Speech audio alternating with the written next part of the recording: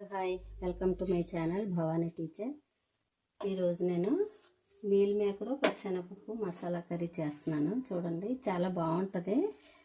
అంటే నేను చేసి కూడా చాలా కాలం అయింది, అందుకని నేను ఇప్పుడు మళ్ళీ ఒకసారి చేద్దామని ప్రిపేర్ చేస్తున్నాను అనమాట. ఒక 5 మినిట్స్ గ్యాప్, అదే ఒక 10 నిమిషాల ముందు ఈ పచ్చెనపప్పు ఇలా నానబెట్టాను.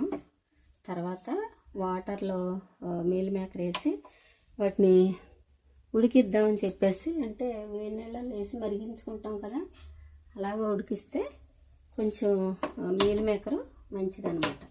అంటే ఇలా ఉడికించి కొంచెం పసుపు కూడా వేస్తాను నేను.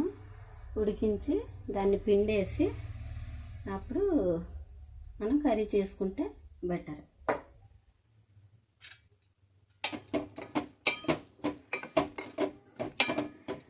ఇప్పుడు ఒక 2 పొంగులు రానిచ్చే వరకు మనం ఉడికించుకుందాం.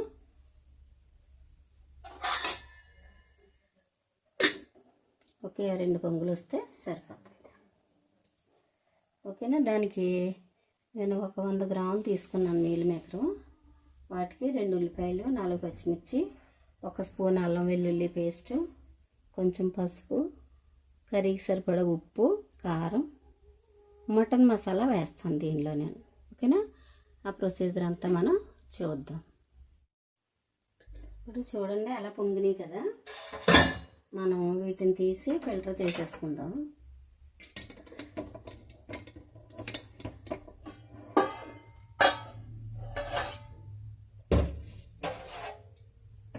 తర్వాత పాన్ పెట్టేసుకుందాం. కర్రీ కోసం పాన్ పెట్టేద్దాం. దానిలోనే కొంచెం ఆయిల్ వేసి ఉంచాను.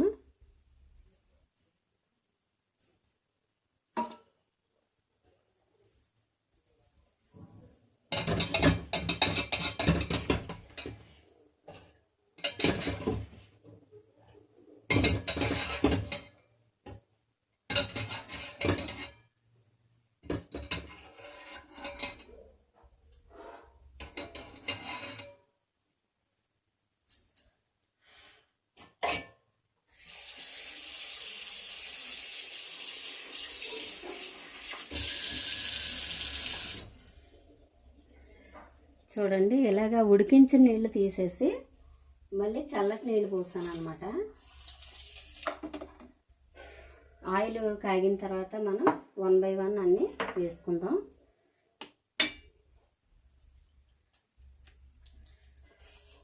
మీల్ మేకర్ ఇవి పెద్ద సైజు తీసుకున్నాను నేను.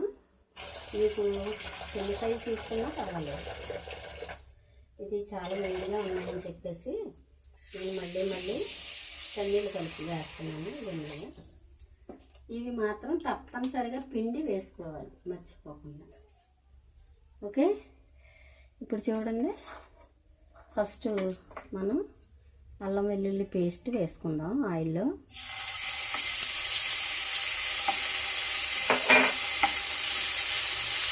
నెక్స్ట్ కొంచెం పసుపు వేసుకుందాం.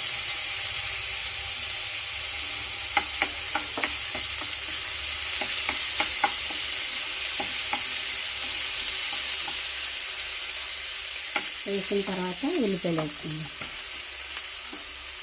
నేను 2 ఉల్లిపాయలు తీసుకున్నాను. ఈ 2 ఉల్లిపాయలు చిన్న చిన్న ముక్కలుగా తరిగి ఇలాగా వేస్తున్నాను అనమాట. ఇవి పూర్తిగా వేగే వరకు మనం ఆయిల్లో వేయించుకుందాం. ఇప్పుడు 10 మినిట్స్ క్రితం నానబెట్టాను కదా, ఈ పచ్చిశనగపప్పు కూడా వేసేసుకుందాం. వేసుకోవడం వల్ల, ఉల్లిపాయలు వేసిన వెంటనే వేసుకోవడం వల్ల ఏమవుతుందంటే ఉల్లిపాయలతో కలిపి ఇవి ఉడుకుతాయి అన్నమాట. ఇది చాలా టేస్టీగా ఉంటుంది. వెజిటేరియన్స్కి చాలా బాగా నచ్చే రెసిపీ అన్నమాట ఇది. ఒకసారి తప్పనిసరిగా ట్రై చేయండి.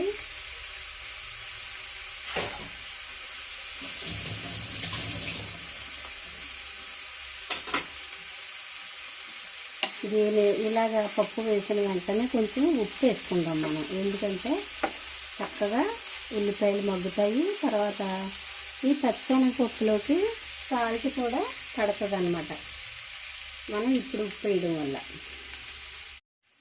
ఇప్పుడు ఉప్పు వేసుకుందాం మనం. కర్రీకి సరిపడా వేసేద్దాం.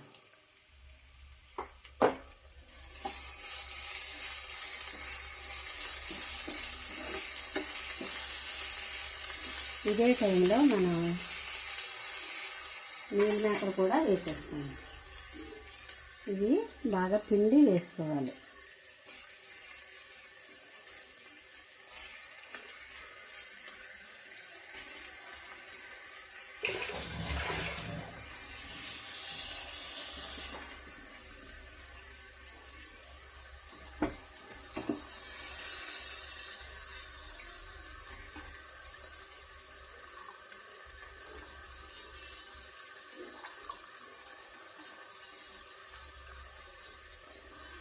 మనం పసుపు వేసి ఉడికించాం కదా, ఇది పసుపు బాగా మరిగించిన నీళ్ళు వల్ల ఇవి చాలా స్మూత్గాను చక్కగా ఉబ్బినాయి అన్నమాట.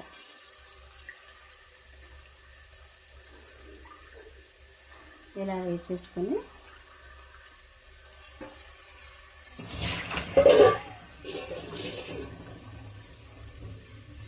ఇప్పుడు పచ్చిమిర్చి కూడా వేసేద్దాం.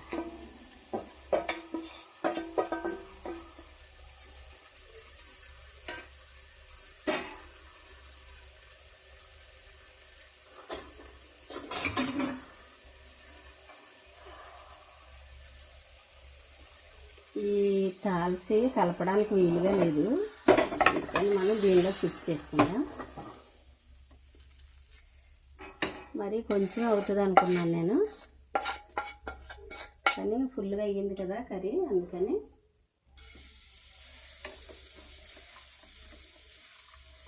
ఇది కరెక్ట్గా సరిపోయింది.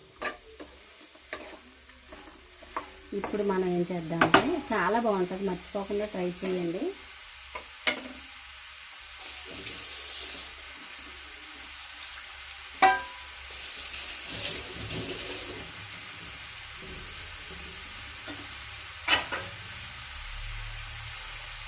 ఇప్పుడు కారం వేసుకుందాం.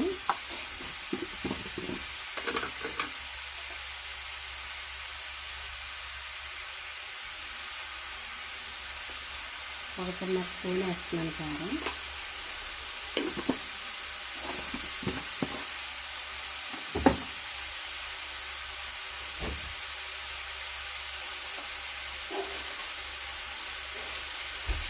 పచ్చిశనగపప్పు వేసినప్పుడు మనం మటన్ మసాలా వేసుకుంటేనే బాగుంటుంది, అందుకని నేను మటన్ మసాలా మాత్రమే వేసుకుని.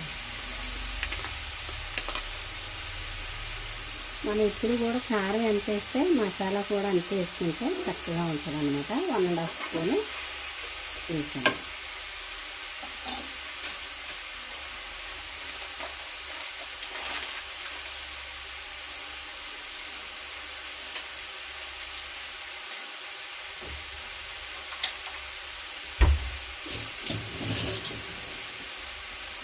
ఇప్పుడు బాగా కలిపేసుకోవాలి.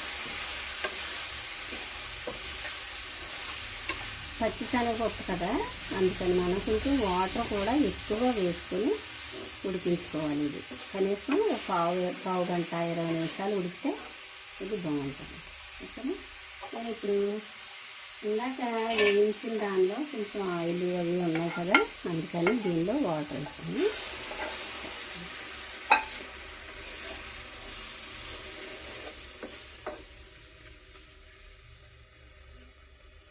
ఇలా వేసుకొని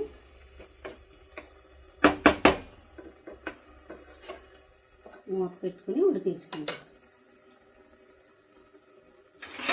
కొద్దిగా వాటర్ అయితే సరిపోతుంది, ఎక్కువ అక్కర్లేదు. ఒక 10-15 నిమిషాలు ఉడికించుకొని, అంటే కర్రీ దగ్గరగా ఉడికేంత వరకు ఉడికించుకొని మనం స్టవ్ ఆపేసుకుందాం. మీకు వీలైతే కొత్తిమీర చల్లుకుని పైన దించేసుకుంటే సరిపోతుంది. ఓకేనా. ఇది చాలా బాగుంటుంది, తప్పనిసరిగా ట్రై చేయండి, చాలా రుచిగా ఉంటుంది. ఇంట్లో కర్రీ ఏమీ లేదు అనుకున్నప్పుడు మీల్ మేకర్ ఉంటే చాలు, మనం ఇలా కర్రీ చేసేసుకోవచ్చు.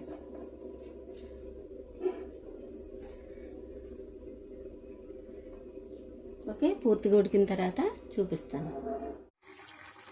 ఇలా ఉడుకుతుంది కదా, ఈ టైంలో మనం కర్రీ 3 వంతులు ఉడికిన తర్వాత మనం ఇలా కొత్తిమీర వేసేసుకోవాలి. చిన్నగా తరుక్కొని వేసేసుకుంటే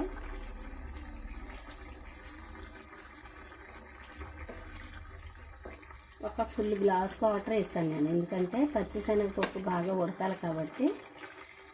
మీరు ఒకసారి కర్రీ ట్రై చేసి రుచి చూడండి, అసలు మీరు ఎంతో ఇష్టపడతారు. బాగా ఎగిరిపోయే వరకు మనం ఉడికేసుకుందాం.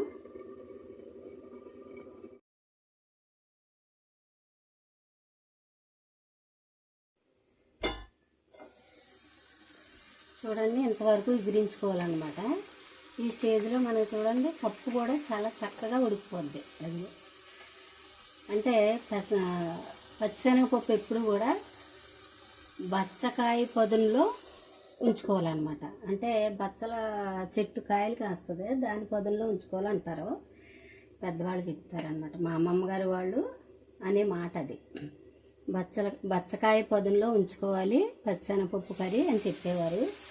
ఇలా ఉడికిపోయింది కదా, ఇంకా మనం స్టవ్ ఆపేసుకుని దీన్ని ఒక 2 మినిట్స్ అలా ఉంచేసి సర్వ్ చేసుకుంటే ఎంతో టేస్టీ మీల్ మేకర్ పచ్చిశనగపప్పు రెడీ అవుతుంది. ఓకేనా? చూడండి నేను ఏం చేశానంటే కిన్లీ బాటిల్స్ ఉంటాయి కదా, అవి కట్ చేసి ఇలాగా తయారు చేశాను మొక్కలు వేసుకోవడానికి, ఇండోర్ ప్లాంట్స్ వేయడానికి చేశాను అన్నమాట. కొన్ని చేశాను.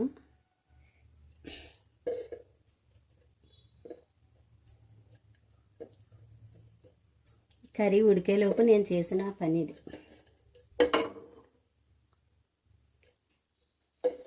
ఓకే, నచ్చిందా? నచ్చితే ఒక లైక్ ఇవ్వండి. Thank you.